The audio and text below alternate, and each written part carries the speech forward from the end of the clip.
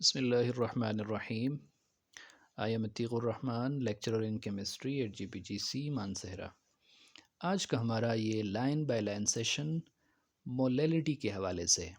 इससे पहले हमने परसेंटेज कंपोजिशन और मोलैलिटी डिस्कस कर लिया था और ये सारे हम डिस्कस कर रहे हैं असल में कंसंट्रेशन के यूनिट्स। तो आज का हमारा जो टॉपिक है वो क्या है, मोलैलिटी। ठीक है, मोलैलिटी के ऊपर इंशाल्लाह डिटेल लेक्चर भी आएगा तो उसको भी आप देख लीजिएगा। मोलैलिटी देखें, इसको रिप्रेजेंट किया जाता है स्मॉल एम से।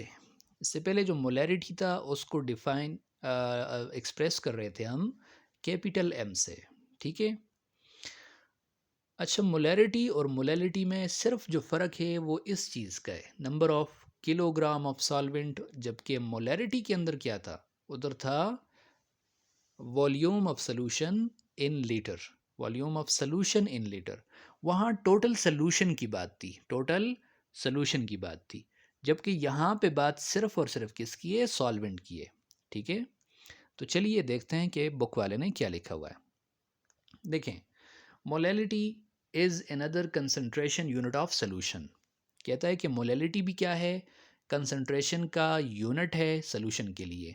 ठीक है, और इसको डिफाइन कैसे किया जाता है, the number of moles of salute present in 1 kg of solvent, 1 kg of solvent. ठीक है, क्या मतलब हुआ कि 1 kg अगर आप पानी ले लें, देखें मैंने 1 kg क्या ले लिया, सॉल्वेंट ले लिया, और सॉल्वेंट मैंने लिया फॉर एग्जांपल H2O। कितना, 1 kg सॉल्वेंट ले लिया।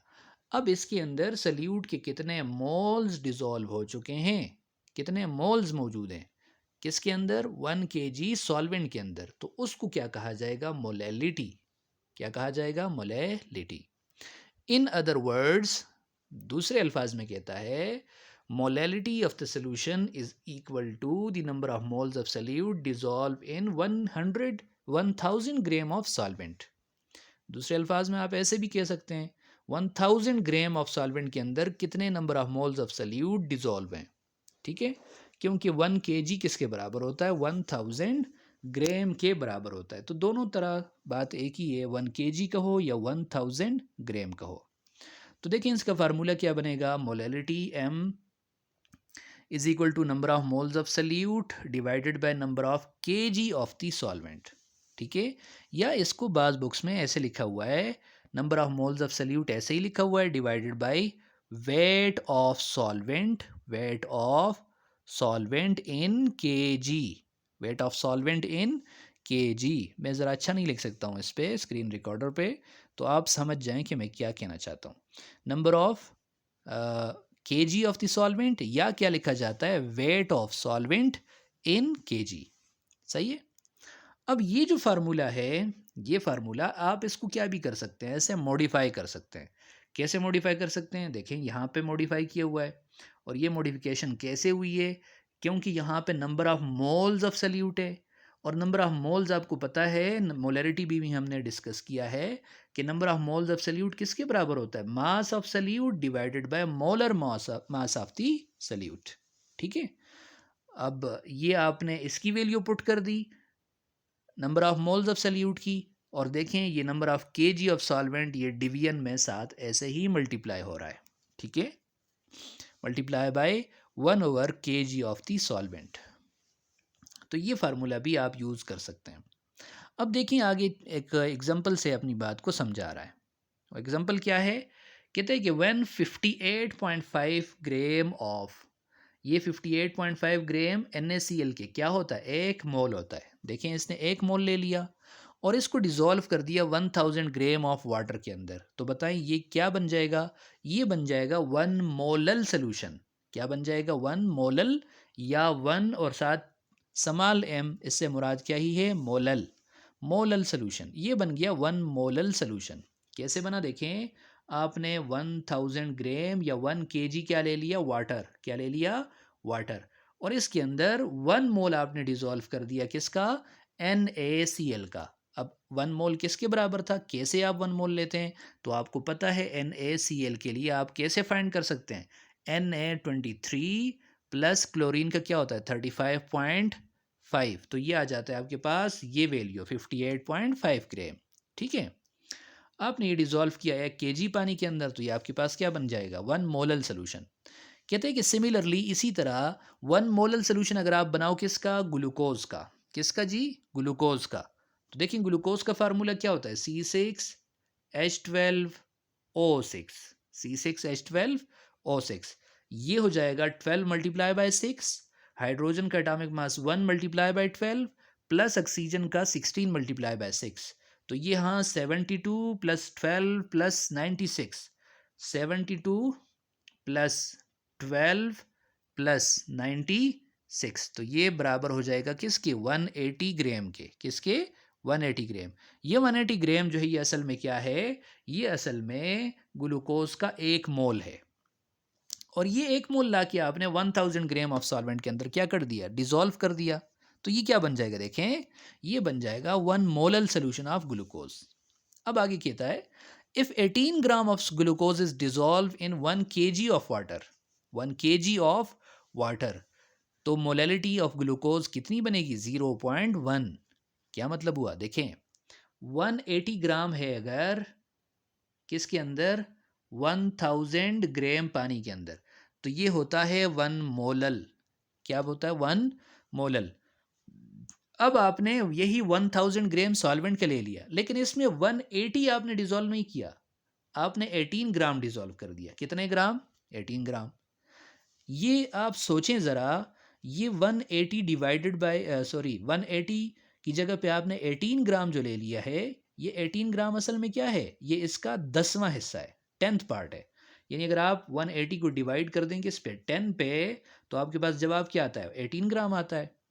ठीक है, तो 180 की जगह पे आपने 18 ग्राम ले लिया है, और 180 जब आप लेते थे तो 1 मोल बनता था, लेकिन आपने 180 नहीं लिया, आपने 18 ग्राम ले लिया, तो अब 1 मोल को भी क्या कर दें, 10 हिस्सों में तकसीम कर दें, तो यहाँ से क्या आ जाएगा, 0.1 मोलर। ठीक है, 180 ग्राम 1000 ग्राम ऑफ सॉल्वेंट के अंदर कितना होता है, 1 मोलल होता है, 1 मोलैलिटी होती है उसकी। और अगर आप 180 की जगह पे 18 ग्राम ले लें, तो देखें 1 मोलल की जगह पे क्या हो जाएगा, 0.1 मोलल। यही बात समझा रहा है। ठीक है, और यह फार्मूले से क्या भी कर सकते हैं, एक्सप्रेस भी कर सकते हैं, ज़ाहिर भी कर सकते हैं। कैसे, फार्मूले से आप ऐसे ज़ाहिर करें कि मास की जगह पे आप 18 पुट कर लें, divided by molar mass 180 put कर लें, 180 और मल्टीप्लाई बाय 1/1000 ग्राम कर दें, या 1/1 kg कर दें, 1/1 kg कर दें, तो आपके पास जवाब क्या आ जाएगा, 0.1 kg, 0.1 मोलल, 0.1 मोलल सोल्यूशन आ जाएगा। ठीक है, अब देखिए आगे एक एग्जांपल इसके साथ ही दी हुई है, तो इसको यहाँ पे निपटा देते हैं। कहता है कि 4.5 ग्राम ग्लूकोज का लिया गया, और पानी कितना लिया गया, सॉल्वेंट 100 ग्राम। बताओ कि इसकी मोलैलिटी कितनी है, और साथ मॉलिक्यूलर मास दिया हुआ है 180 ग्राम पर मोल। तो देखें कैसे हल करेंगे। सबसे पहले मास कितना दिया हुआ है, 4.5 ग्राम, मास ऑफ वाटर यानी सॉल्वेंट कितना दिया है, 100 ग्राम। अब देखिए फार्मूले में आपको चाहिए 1 ग्राम चाहिए, किलोग्राम चाहिए, तो 100 ग्राम को आप लाजमी किस में कन्वर्ट करें, पहले केजी में। कैसे कन्वर्ट करेंगे, 100 डिवाइडेड बाय क्या कर दोगे, 1000, तो ये आ जाएगा 0.1 kg, 0.1 kg।